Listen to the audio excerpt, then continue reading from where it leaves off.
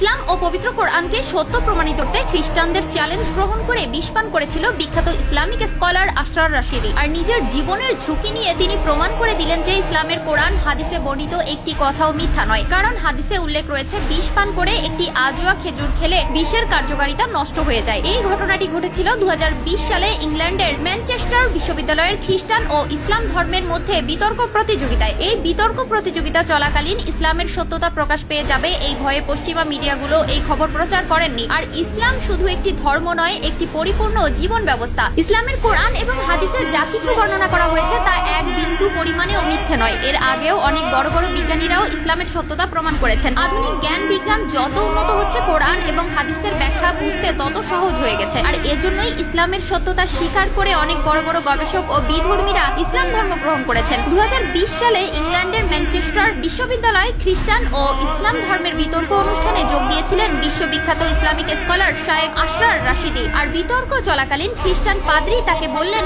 আপনাদের হাদিসে উল্লেখ রয়েছে বিষ পান করে একটি আজোয়া খেজুর খেলে বিষের কার্যকারিতা নষ্ট হয়ে যায়, তো এই কথার কি যুক্তি প্রমাণ রয়েছে আপনাদের কাছে? তাদের সামনে দেওয়া হলো এক বোতল বিষ। মুসলিমদের কাছে এমন প্রশ্ন ছুড়ে দেওয়ার কারণে কোনোভাবে তা হজম করতে পারেননি আশরার রাশিদি। আর আশরার রাশিদি নিজের জীবনের ঝুঁকি নিয়ে সেই বিষাক্ত বিষ পান করেন এবং একটি আজোয়া খেজুর খেয়ে নেন। আলহামদুলিল্লাহ, তার শরীরের বাহিরে ও ভিতরে এক বিন্দু পরিমাণেরও ক্ষতি হয়নি। কথায় আছে, রাখে আল্লাহ মারেকে। সেদিন এখানে উপস্থিত সকলেই অবাক হয়ে গিয়েছিলেন। আর কিভাবে সকলের সামনে বিষ পান করেও বেঁচে আছেন আশরার রাশিদি। তাহলে প্রিয় নবীর বর্ণিত হাদিস সম্পূর্ণ সত্য এবং ইসলাম ধর্ম পৃথিবীর মধ্যে সত্য ধর্ম, কিন্তু দুর্ভাগ্যবশত পশ্চিমা মিডিয়াগুলো এটির অপপ্রচার করেন, লুকিয়ে ফেলেন আসল তথ্য। কারণ তারা যদি এই খবরটি প্রচার করতেন, ইসলামের সত্যতা গোটা বিশ্ববাসীর কাছে স্পষ্ট হয়ে যেত। কিন্তু এই ভিডিওটি পোস্ট করা হয়েছিল ইসলাম প্রতিদিন নামক একটি ফেসবুক পেজে। 9 মার্চ 2020 সালে আপলোড করা ভিডিওটি 16 মার্চ পর্যন্ত 65,000 বার শেয়ার